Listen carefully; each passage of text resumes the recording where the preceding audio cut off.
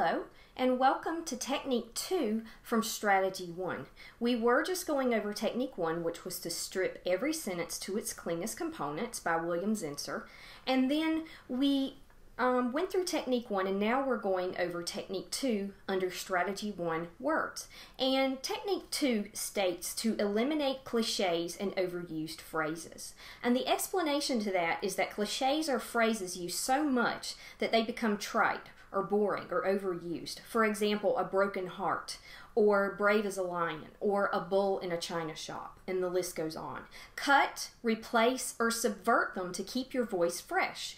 And then Google lists many cliches to familiarize yourself with them. You may want to think about going to these lists and just looking over them and being aware of, do I use any of these phrases? How can I change the turn of phrase in a way to make it fresh, clear, and meaningful in my own way so that you avoid cliches? One thing that you can do, and this especially works in creative writing, is if you have a cliche and you find a way to subvert it or turn it on its head to kind of make fun at it or satirize it, if it's appropriate in that particular kind of writing, then that's another way that you can eliminate cliches. But just be aware of the cliches in your writing. Look up lists of cliches on Google or Yahoo and become familiar with them so that you know which ones to avoid in your own writing, because they can make your writing seem tired and boring, and they're terms that have been used so many times that they're true. There's some truth to them, but because there's truth to them, they've been used and used and used and used. And so at this point in the game, they're just not good for writing anymore. At this point in the game, for example, is a cliche in itself. We use them in our speech all the time, and that's fine to a degree, but we want to try to avoid them in our writing.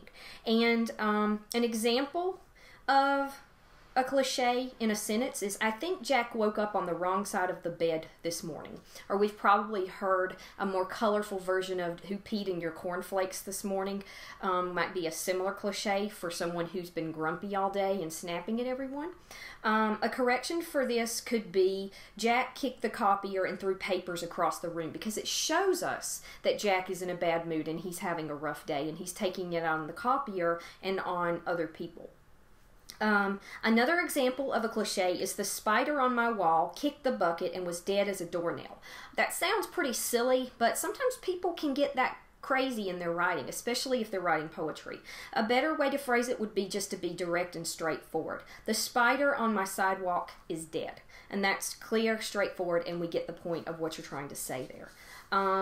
So in terms of Strategy 1, Technique 2, work on avoiding cliches. Become familiar with them by looking at lists of them, and then try to avoid them in your writing by coming up with alternative phrases that are maybe more direct and clear, or in the right context, maybe subvert those into something that satirizes the cliche, especially if you're trying to draw attention to the cliche itself in some way without actually using it.